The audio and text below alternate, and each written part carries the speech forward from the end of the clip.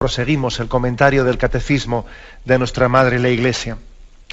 En la explicación del cuarto mandamiento, estamos en un apartado que tiene como título la familia cristiana. Hoy lo vamos a concluir explicando el punto 2206. Los puntos anteriores de este apartado, la familia cristiana, han hablado más de aspectos teológicos, de la familia como un reflejo de la Trinidad. Ahora concluye este punto 2206 pues bajo unas reflexiones más, digamos, de orden humano, de las consecuencias que tiene la familia cristiana en las relaciones de la familia. Dice, las relaciones en el seno de la familia entrañan una afinidad de sentimientos, afectos e intereses que provienen sobre todo del mutuo respeto de las personas. La familia es una comunidad privilegiada, llamada a realizar un propósito común de los esposos y una cooperación diligente de los padres en la educación de los hijos. Bueno, es como bajar de los ideales teológicos, descenderlos y verlos que luego están teniendo lugar en las relaciones diarias, ¿no? A veces pensamos que cuando hablamos de teología hablamos de cosas muy distantes, ¿no? Y luego dice, bueno, ahora vamos a la vida real. No. La teología está en la vida real, no está en la estratosfera. Pero sí es cierto que también conviene que esos grandes principios que afirmamos, luego ver también cómo de hecho están en juego, ¿no? en la vida real. No son dos esferas, la teológica y la humana, no, están las dos implicadas. Por eso, después de haber hecho esos principios de la familia, que es reflejo de la Trinidad, ahora desciende a decir pues que la familia, si es imagen de la Trinidad, y la Trinidad es una comunicación entre el Padre, el Hijo y el Espíritu Santo, bueno, pues el seno de la familia se lleva adelante con una serie de relaciones entre nosotros. Y fijaros que principalmente, uno si lee este punto 2206, a mí por lo menos me brota espontáneamente el dividir en tres apartados, digamos, en qué se basan, en qué se cimentan esas relaciones de la familia, ¿no? A tres niveles en los que está sustentada la relación dentro de la familia. El primero, según dice aquí, sentimientos, afectos e intereses. Es decir, entre nosotros existe, en el seno de la familia, pues unos sentimientos, unos afectos. En segundo lugar, dice, hay un propósito común, un ideal que todos buscamos y luchamos por él. En tercer lugar, dice, una cooperación diligente. Yo diría que las relaciones son, por una parte, afectivas, también por otra parte tienen que ser racionales, en el sentido de que tengamos un ideal común, y también, en tercer lugar, efectivas, no solo afectivas, es decir, con una cooperación diligente entre nosotros, ¿no? Estos tres niveles. El afectivo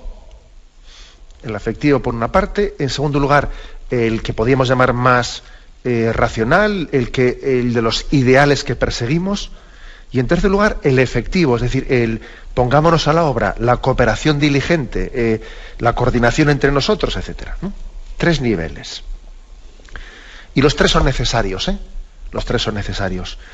Posiblemente, me parece a mí, que lo que socialmente o lo que culturalmente se acepta más es que la familia, pues sus relaciones, estén basadas en lo afectivo y en lo sentimental. Eso es lo que culturalmente más se entiende, ¿no? Pues bueno, ¿en qué se basa la relación de una familia? Pues en los afectos y en los sentimientos que nos tenemos entre nosotros, ¿no?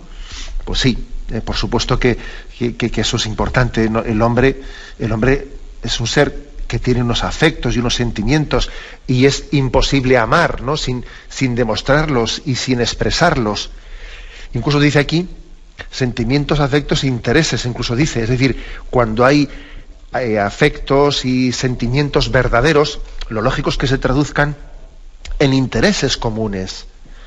Por ejemplo, yo creo que un un ejemplo, o sea, un índice que suele traducir con bastante exactitud si los afectos y los sentimientos son verdaderos o son meramente egoístas, es ver que en el seno de una familia se van labrando gustos comunes, aficiones comunes.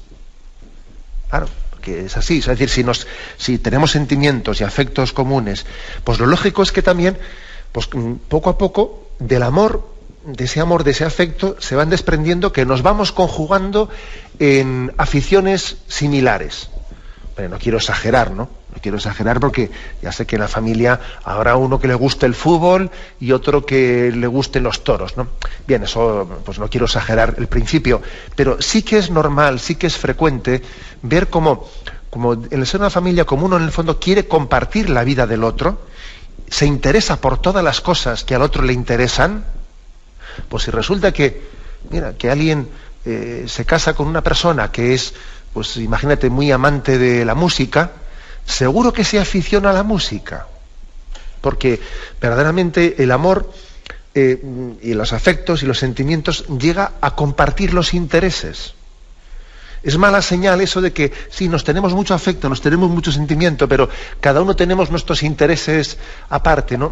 Mala señal. Hombre, no quiero decir que no, cada uno pueda tener sus aficiones, pero lo lógico es que de los afectos, de los sentimientos, se pase también a un compartir, ¿no? Los intereses, incluso las aficiones mutuas.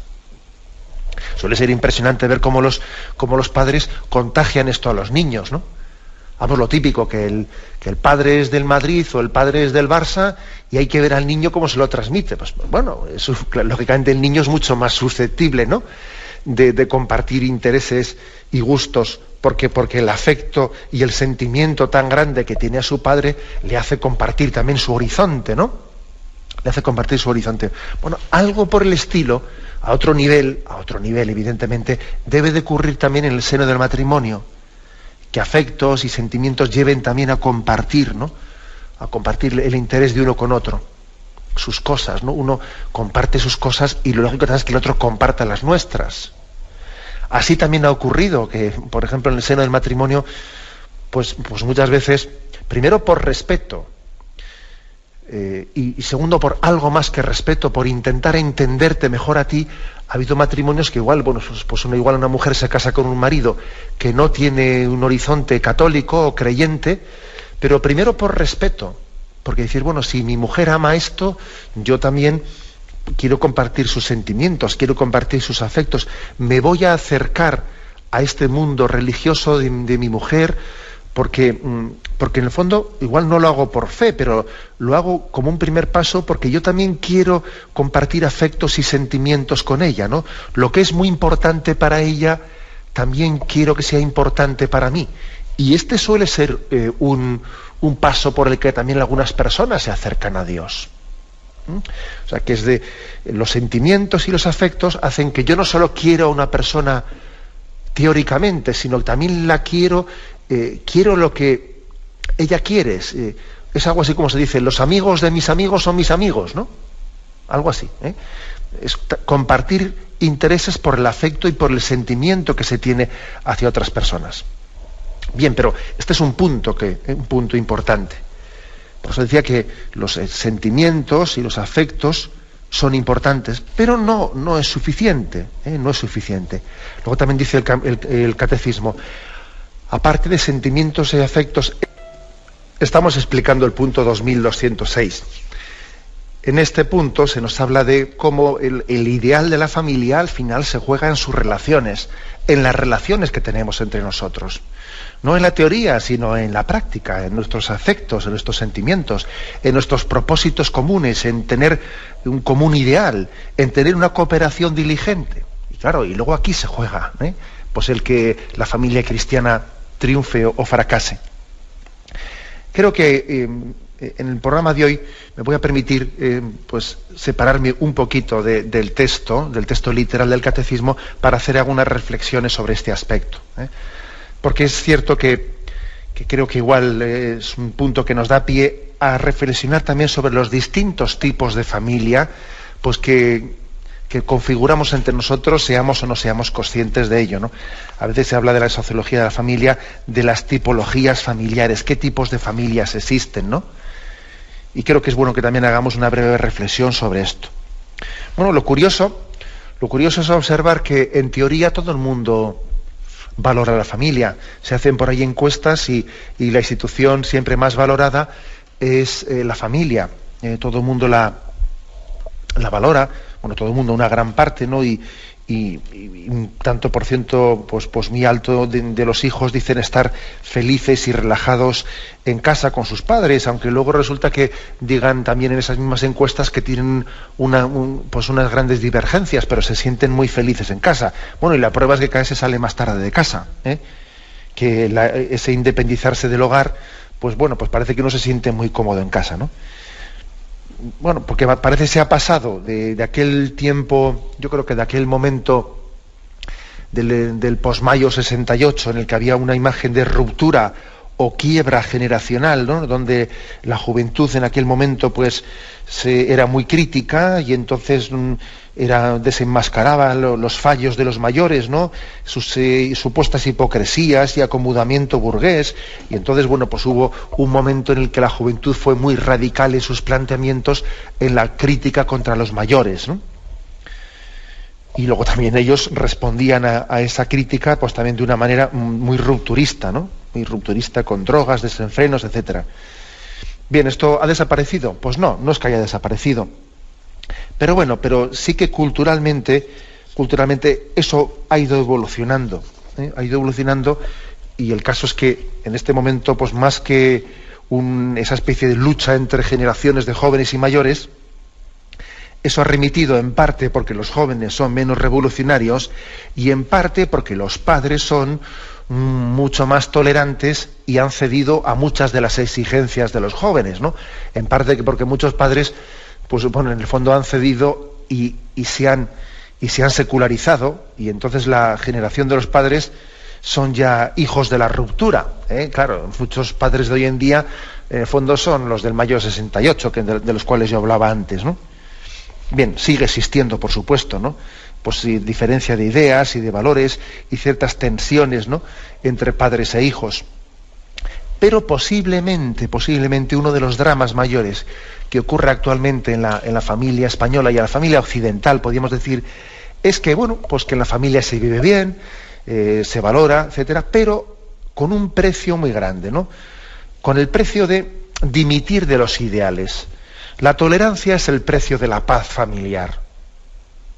Y utilizo la palabra tolerancia en el sentido negativo de la palabra, que por supuesto la palabra tolerancia pues también tiene una interpretación pues adecuada y cristiana, ¿no? Pero el que la familia en gran parte haya dimitido, ¿no?, de ser transmisora de valores, dimite porque lo ve imposible, bueno, pues parece que entonces ese es el precio que se paga para que todos estemos a gusto en la familia, ¿no? La tolerancia es el precio de la paz familiar. En muchas familias se ha renunciado a mantener pautas en la educación por evitar conflictos generacionales, y claro, así, para que los chicos se sientan relajados, felices y seguros en sus hogares, es decir, que la primacía se le ha dado a evitar tensiones. Eso ha sido lo principal, por la paz en Ave María, y claro, y por eso ha perdido mucho peso la función paterna dentro de la familia. Este es posiblemente el mayor de los dramas. De aquí se ha derivado un permisivismo hacia los hijos muy grande, sacarles la cara por el cariño que se les tiene, aunque obren mal.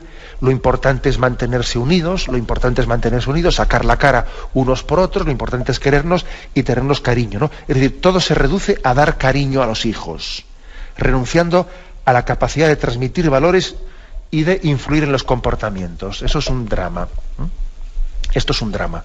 Fijaros que decía yo en la intervención primera que he hecho, que claro, que las relaciones de una familia se juegan pues en los afectos, pero también en los ideales comunes, y también de una manera efectiva en la cooperación diligente entre nosotros. Claro, si todo se reduce a los afectos y a los sentimientos, pues lo importante es que entre nosotros nos llevemos bien, que nos queramos y que nos saquemos la cara unos a otros, ¿no? Por eso se suele, a la hora de hacer tipologías de familias, modelos de familia se suele hacer tradicionalmente una clasificación según estos dos criterios. A ver si lo explico, porque la pena es no tener aquí una pizarra para que la vean los oyentes, porque para hacer una explicación de estas pues vendría bien una pequeña pizarra, ¿no? Pero me refiero a estas dos variantes. Por una parte, familias que sí que dan pautas de educación, o sea, que sí que transmiten valores, educan dando ideales concretos. Y por otra parte, la otra variante es cómo se manejan las tensiones. Familias que sí saben manejar las tensiones dentro de la familia y familias que no saben manejar tensiones. Entonces, hay dos variantes. El saber transmitir valores y exigir, y también cómo se manejan las tensiones que se crean dentro de la familia. Según estas dos variantes de pautas y manejos de tensiones, hay 4 tipos de familia. La familia equilibrada, que es la que sí da pautas para educar, pero también sabe manejar bien las tensiones que se crean dentro de la familia, sabe manejarlas sin crear allí tensiones tremendas, ¿no? Esa es la familia equilibrada, que da pautas y maneja tensiones. Está la familia que se llama familia represiva, que es la que sí da pautas de educación, pero no sabe manejar las tensiones, y se le llama la familia represiva, porque en ella se producen unos conflictos tremendos, pues por un autoritarismo que ordeno y mando, pero luego después allí no se sabe torear el toro dentro de la familia. Esa es la familia represiva. Están también la familia permisiva, que es la que no da pautas de educación, cada uno que haga lo que quiera. Sí, y luego se manejan las tensiones, porque claro, como todos nos queremos mucho, pues es la familia permisiva, propia de quien no renuncia a dar pautas para que todos nos llevemos muy bien, que es a lo que me refería antes, que es una situación bastante mayoritaria. Y luego, en último lugar, está la familia caótica.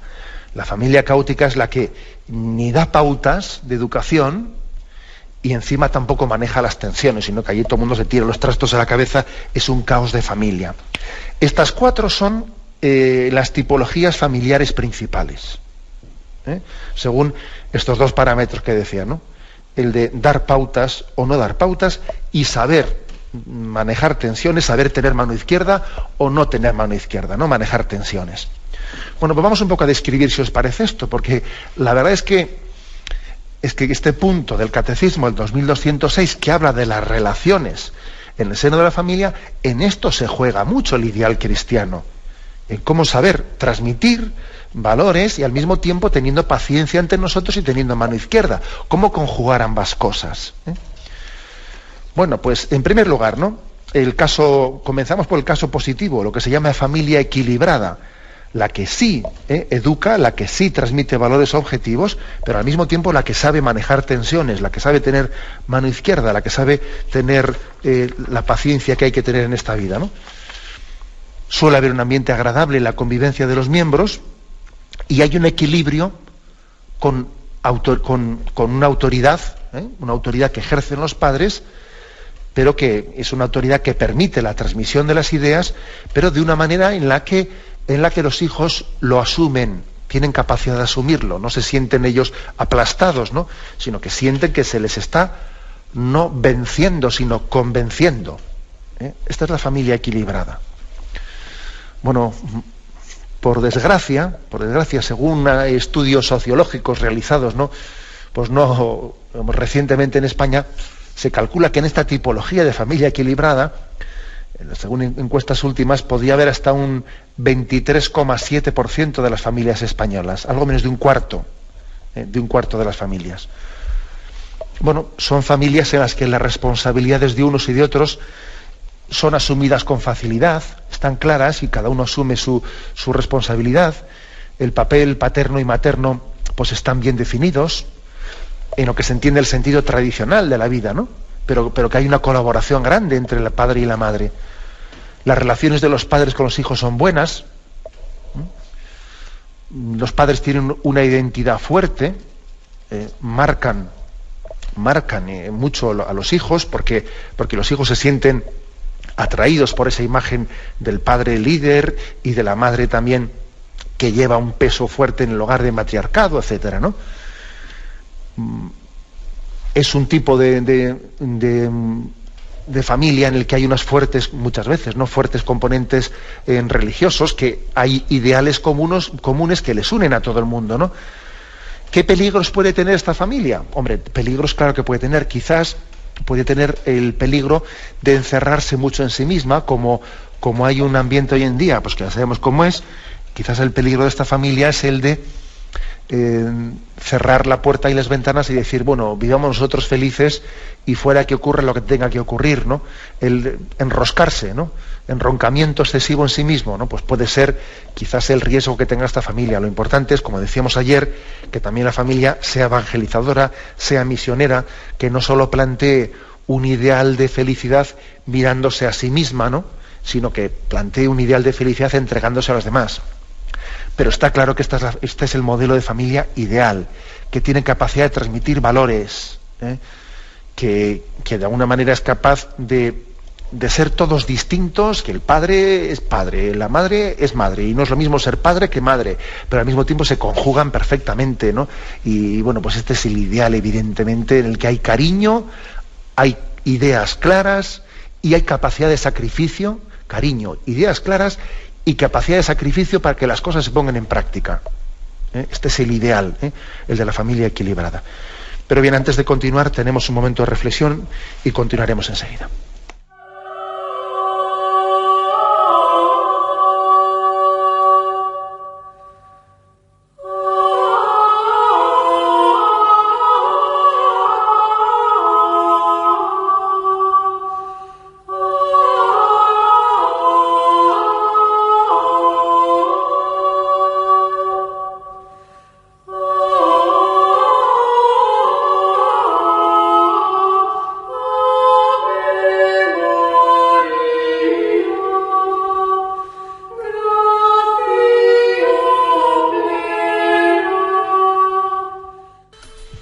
Continuamos en esta edición del Catecismo de la Iglesia Católica comentando el punto 2206, las relaciones en el seno de la familia. Hoy nos hemos permitido pues salirnos un poco de la literalidad del Catecismo para hacer también una presentación de tipologías de las familias, ¿no? Y decíamos que conforme a dos parámetros, al de las pautas y el de manejo de tensiones, es decir, conforme a dos variantes, la variante de si hay familias que educan, o sea, es decir, que transmiten valores, ¿no?, que también tienen una exigencia de enseñar a los hijos cosas concretas, y por otra parte el segundo parámetro es el de decir si saben después también esas familias pues sobrellevar las tensiones, tener mano izquierda, tener paciencia, conforme a si sabemos transmitir y si sabemos también tener paciencia y tener mano izquierda. Hay cuatro tipos de familias, ¿no? La familia equilibrada, que es la que hemos explicado en la intervención anterior, que es la que sí transmite valores, pero al mismo tiempo también sabe manejar las tensiones y tener paciencia. En segundo lugar, que es la que vamos a explicar ahora, ¿no?, la familia que sí transmite valores, pero no tiene manejo de las tensiones interiores, no tiene esa paciencia que hay que tener, que se llama la familia represiva. La familia represiva, que es aquella que, bueno, quizás es bastante, yo creo que no es muy frecuente encontrarla en nuestros tiempos, precisamente porque en el tiempo actual hay una crisis de autoridad tremenda, ¿no? Y posiblemente lo que estamos viviendo ahora es como posible reacción cuando uno ha dicho, bueno, pues yo tuve un modelo de familia represiva porque allí había unas broncas tremendas y allí había un autoritarismo en la que había ordeno y mando por parte del padre, y esto se hace así y así y así, y luego a costa de una tensión interna en la familia. Bien, es cierto que existe ese riesgo de familia represiva, aunque hay que decir que no es este el momento cultural en el que más familias de modelo represivo existan, ¿no?, ni mucho menos. Pero desde luego de poco sirve el imponer unos valores, incluso aunque sean buenos los que estés proponiendo a los hijos, si no tienes la capacidad de también tener una connivencia, una complicidad con tus hijos, en la que llegues también a convencerles, ¿no? Puedes llegar a hacer odiosos los valores que estás intentando transmitir. El cristianismo no puede ser impuesto, tiene que ser propuesto y tiene que tener un acompañamiento. Un padre no basta con que diga a sus hijos lo que tienen que hacer. Él mismo personalmente tiene que ponerse, ¿no?, acompañándoles a ellos, ¿no?, acompañándoles en ese caminar de lo que les está exigiendo.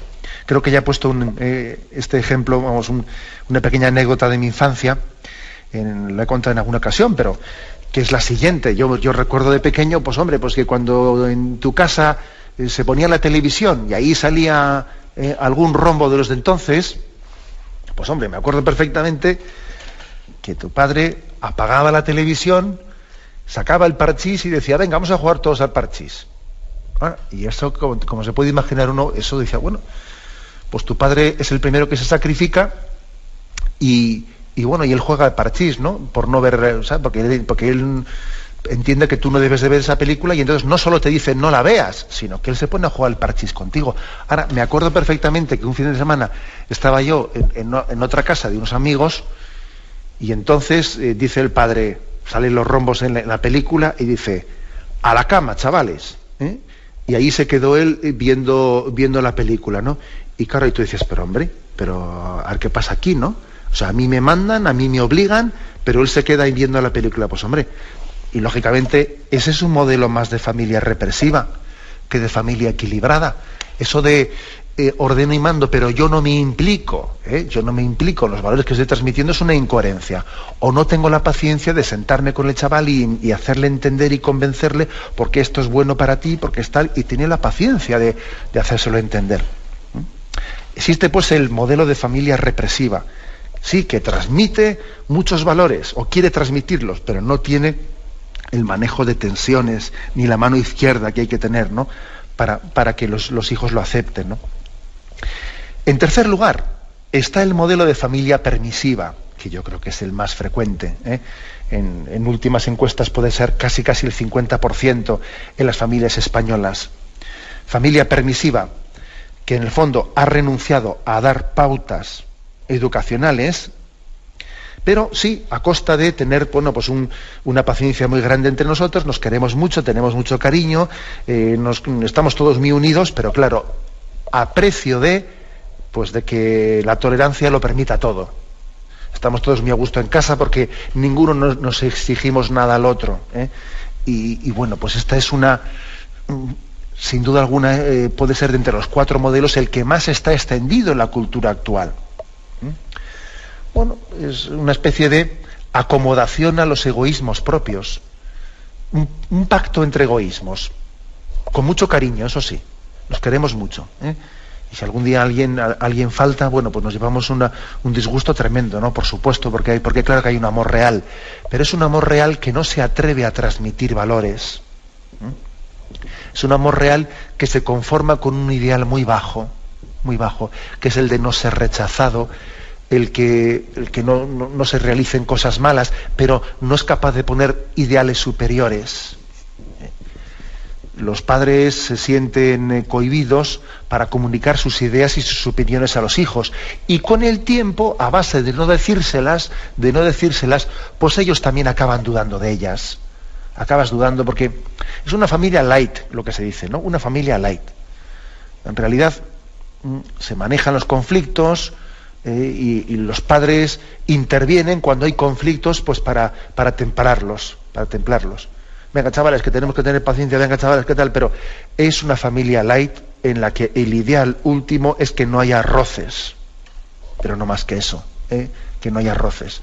Es un ideal negativo, pero no un ideal positivo. En el fondo no es decir, persigo esta imagen de familia cristiana, persigo la voluntad de Dios, persigo el Evangelio de Cristo. No. Es mira, tengamos tolerancia, pues que no haya disgustos, pues mira, el chico no estudia, pues mira, ya le he intentado convencer, pero como veo que no, pues bueno, pues el caso es que no vaya algo peor, ¿no? El caso es que no se metan cosas peores, ¿no? La frase típica que suele estar en los labios de los padres que tienen esta tipología de familia permisiva, pues mientras que el chico no se meta en cosas peores, esa es la frase típica. Mientras que no se meta en cosas peores, estamos siempre evitando males mayores, siempre por el camino del mal menor y el mal menor. Que yo, la verdad es que ya me vais conociendo los que en este programa, ¿no?, pues tenemos ya un largo recorrido, y yo creo que el mal menor, yo le tengo mucho paquete al mal menor, porque es que yo veo que se utiliza ese argumento casi por la cobardía de no saber apostar por el bien, ¿no? Bueno, pues esta es posiblemente el tipo de familia, el prototipo de familia más extendida entre nosotros, que es una falta de idealismo muy grande, una falta de idealismo, ¿no? Existe el cuarto tipo de familia. Familia caótica, que se le suele llamar, ¿no? Familia caótica, que es aquella que ni da pautas de educación, ni transmite valores positivos, ni tampoco sabe manejar las tensiones interiores. No hay ni paciencia mutua entre unos y otros, y encima no es porque alguien sea impositivo e imponga valores, no, allí nadie transmite nada, nadie predica nada objetivo, ningún valor objetivo, aquello es un caos, y encima hay unas tensiones interiores tremendas, ¿no? Que también este es un tipo de la familia conflictiva, ¿no? Y según encuestas sociológicas, pues puede llegar a ser un 15 o 20% de las familias españolas, ¿no? Se llevan fatal entre sí estas parejas, estos matrimonios, y generalmente yo creo que son también reflejos de lo desequilibrante que es esta sociedad. Esta sociedad nos desequilibra mucho, es desequilibrada y desequilibrante, y con mucha frecuencia pues toda esa tensión que tenemos dentro la soltamos en casa.